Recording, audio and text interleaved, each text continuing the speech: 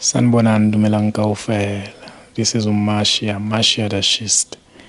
Welcome back on Classified TV News. Lapho sinilethela khona i-heartbreak ezenzakalayo lana kuleli zwe lethu abantu bayasibhalela basitshela ama-heartbreaks abahlangabezana nawo. So now if ikhona heartbreak abahlangabezana nawo, feel free usibhalele. Ngizodropha inumber ya WhatsApp la ku-screen. Namhlanje sibhalela uBhutisandile.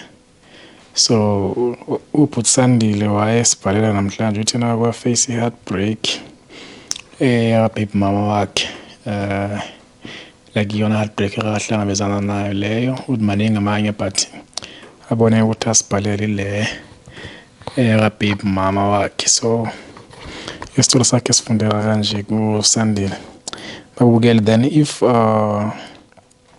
subscribe, please ngicela subscribe ku-channel and then unga-like, comment.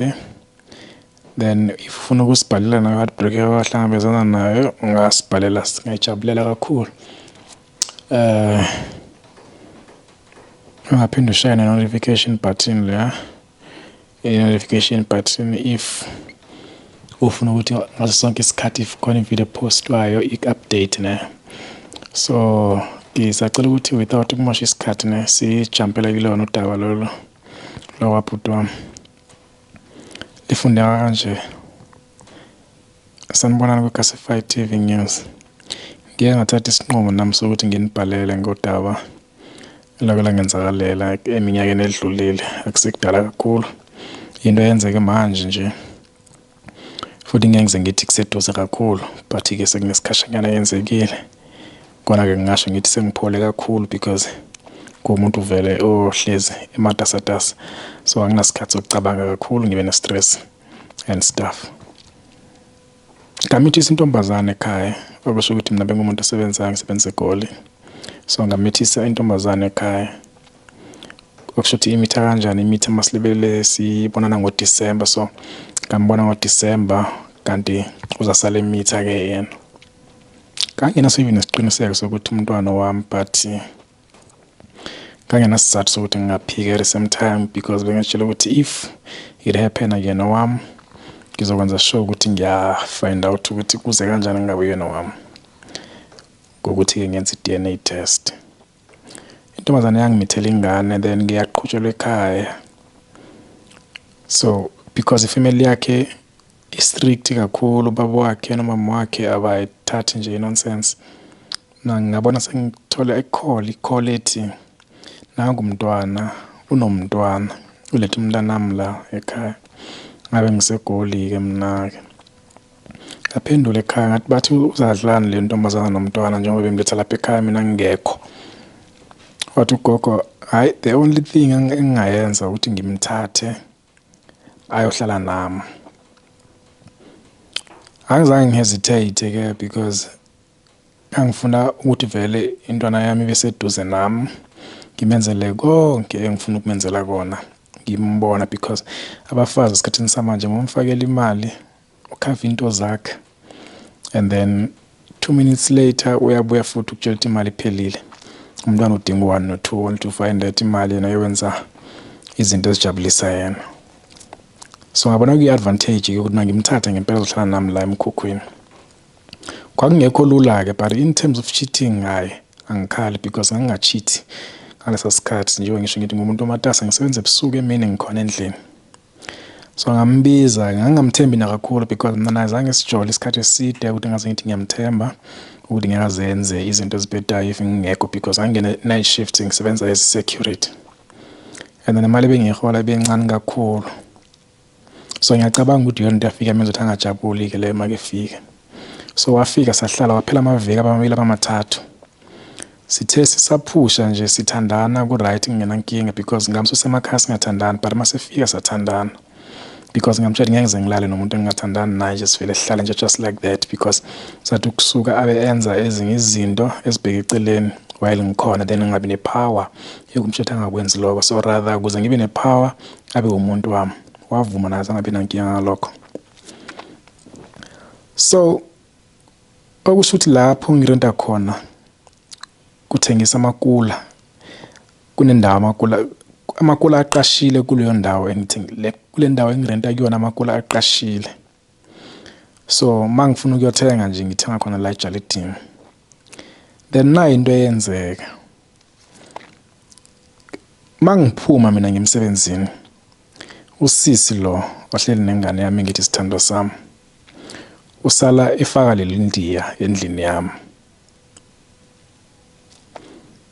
Okokuqala into engenza ukuthi ngiyisole ukuthi ngathi mangifika ekseni ngezwe ukuthi akunuki kamnandi and ngezwe ukuthi nginukelwa indiya, but ngasho ukuthi maybe kukhona nje okwenzekile, not that kukhona umuntu like kwakude ukuthi ngicabanga ukuthi kukhona indiya engangena endlini yami ngingekho, because ngangifika ngabo 4 mina endlini. So obviously kushuthi makuzashaya u4 wayelitshela indiya liphume lihambe. So ukuze ngimbambe, because ngase nginawo ukumsola ukuthi le ndiya leli liyangena endlini yami, because leselithanda ukungibulisa kakhulu. Then number 2, wayekwazi ukuthi mayefuna ukuxoxa nje aphume athi usaya eshop. Mangifika eshop uyaxoxa nale ndiya. Then ngambuza ngelinye ilanga ukuthi nijwayelene kuphi nalomuntu lo, because you seem to be very enjoying mawuxoxa naye. Athi hayi yena vele umuntu osixoxelayo ke naye uyasixoxela. Ngangababuzi nami into eziningi because mina ngomuntu omind ibusiness yami esikhathini esiningi. But ngashela ngathi no, if content zakala ngizoyibamba. Yena yenze ngithathe ifone yakhe ngiyisebenzise, but ngizambamba right hand. And then impintshi yami yangi-advise ngelinye ilanga ngathi if ngifuna ukumbamba right handed, into ekumele ngiyenze ukuthi mangithi ngiyemsebenzini ngibe ngingangeni. Mangi-off nje mangithi ngiyemsebenzini. So intokazi le ngihlala nayo seyabalile amasuku wami, esebalile insuku zami zokuba off. Bese yazi ukuthi ngiba off nini ngibe off nini. And then nayo into engayisho ke manje. Ngathi mangithi kena ngi-off, ngathi mangithi kena ngi-off ikusasa. Wathena kanjani because mithi ngiya-off kusasa. Ngitshela ngathi no, ischedule sasemsebenzini sishintshile, so I don't know ukuthi off yami izaba khona nini, but ngizokwazisa. Ngamba uthi naku ukudideka ke manje because bese ngikremile ukuthi ngi-offa nini ngingene nini. Okay fine, sadlula lapho. Kusasa ngabe ngi-off kwangempela, but kuyena ngabe ngithe kuyena ngiyangena kusasa.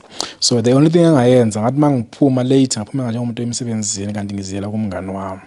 Mangifika kumngani wami lapho nje sihlanya sithukuthele sinomngani wami, siyasho ukuthi okay sizambamba namhlanje. Akahlali kude kakhulu kumngani wami. It's about 10, it's about, I think we found it's about 1.5 kilometers. So safike saphuza ibhiya kwamnandi nje, amabhiya ambalwa, and then ngezwe ukuthi hayi ke manje ngishushu, anything eyenzakalayo I'm ready ukuthi ngiyiface.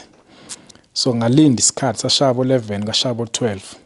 Wangenza kanjani? Ngenzela ukuthi ngibabambe showcase esekhona endlini, because ngangathi ngiyaya ngabo 10 ngifike ngingakabikho endlini, so ngibhayiziseke. So nayo into engayenza, ngathumela umngane wami kuqala. Umngane wami afike walalela, washo wathi hayi kucinyiwe kulelwe. Ngeza ke manje sahamba sobabili, because angithanga ngikhaphe le ndiya mali ngidubula angilekelele. Mangifika ngangena endlini, nganokha endlini. Manginokha abuza ubani, ngithi mina. Athi hawu baby kanti akumelanga ukuthi usemsebenzini. Ngithi mina wazongibuza leyo nto endlini yami because kube nenkinga emsebenzini. Njengoba bethi ngi-offile, babuye bangijikisa bathi mangi-offe, but bathi ngizasebenza a few hours then bese ngiyaphuma. Wathi kanjani? Ngithi ngicela uzongivulela umnyango sakhuluma singaphakathi ngaze ngibanje amaphara la ngaphandle. Ngisengiyezwa ngaphakathi ukuthi no, sekhala ubugulugudlu kuyagqokwa. Ibuza unobani la ngaphakathi. Lapho sengithukuthele ngigana unwabo. Athi ngiyaxolisa, axolise ngaphakathi. Ngithi nanovula umnyango inexoliselayo. Hayi sengiyezwa ukukhala nomntwana manje. Kula ngafutheka khona kakhulu ukuthi lo uyangijwayela lo. Uthatha ingane yami ilalisa nendiya. Ngangakabisho nokuthi indiya lingaphakathi. Ngithe mangingena, nali indiya le bengilizwa linuka. Yilo. Ngavela ngahlisa umoya ngathi mina no, lalelani la, asilungiseni kahle le ndaba. Hlala phansi wena, wahlala phansi. Ngathi wena ngitshele kusukela nini lo elala la endlini. Wathi uyale nale, ngathi no, chazela nje into straight. Uqale nini lo ukulala la endlini? Washo wathi sekuyiveki manje, balanda iveki lesibili. Ngamshaya ngempama. Lapho indiya lize liyakhala licela uxolo. Umngane wami bekhona ke la eduze kwami la, yethi mangizibulale lezi zinja. but ngacabanga into ezimbili mina ukuthi if ngiyabulala ngizahamba ngejele, so ngisho ingane lencane lebengithi ngizoyiphandela, so ngayenza balula yonke lento. Ngathi kulo akaphuma lala nalendiya kulobo busuku ashiya umntanami. Fortunate enough umntana zange akhaya nokukhala, wasala walala nami, salala wamnandi. Wayesesemncane yena kakhulu, engaboni ne-expiry, ngakwazi ukumnakekela kulobo busuku lobo lo wabeleli nendiya ngaleyo. Then ekuseni mayivuka vuka ngilungisele impahla zakhe, ngathi ngicela athathe abuyele kubo, then umntana abatshethe umshela kimi, ngizomqashela umuntu ozohlala naye. So iyona ndaba ebuhlungu engahlangabezana nayo leyo, because ngase ngiqala ukumthanda umama womntanami, ngizitshela nami ukuthi hayi yabona manje ngimtholile umaqondane nesoqhwela phambili, but-ke wangiphula inhliziyo lo yasisi. Namhlanje nje mangimcabanga kuvele ukuthi ngiphalaze. Angikakhulumi-ke naye ever since, but mayebuza ngomntana ngiye ngimtshela ukuthi abuze kuma, not kimi, because ngavoida kona ukukhuluma naye. Yena umuntu onolimo olushelelayo, mangakhuluma nami angangijija. So lunjalo-ke udaba lami. Ngiyabonga Classified TV News. Usibhalela my brother la idaba lakhe-ke lubuhlungu kakhulu. Kona ungamchithela umuntu wakho but not nendiya. Can only imagine ngiyaphuma mina wena ulala nendiya, mangibuye emini wena ulala nami. It doesn't make sense. But again, sometimes abantu bayathemtheka, surely into yamthemtha, wathemthwa imali. Wabothi okay le ndiya azamnikeza imali, maybe nesishebo, because akachazanga ukuthi yena yini yenza ukuthi lento zanithanda nale ndiya. But obviously kusho ukuthi inkulu indaba, because kureke ukuthi omunye umuntu angavela athande nje omunye umuntu oyinhlobo, enye inhlobo yomuntu like i-India kanje for no reason. So yona reason esiyaziyo kakhulu yini, imali babukele. So igama lami nguMasha, uMashedashist. Ngicela usubscribe kule channel so that sizokwazi ukulethela ama-videos amaningi. Then if now ke wahlangabezana nodabula kanje noma ngabe lunjalo, but as long as kuyi-heartbreak eyakuzwisa ubuhlungu kakhulu, ngicela usibhalele la ku-WhatsApp, and then ngizoyifunda mina la kwi-Classified TV News. Ngiyabonga kakhulu. Danko.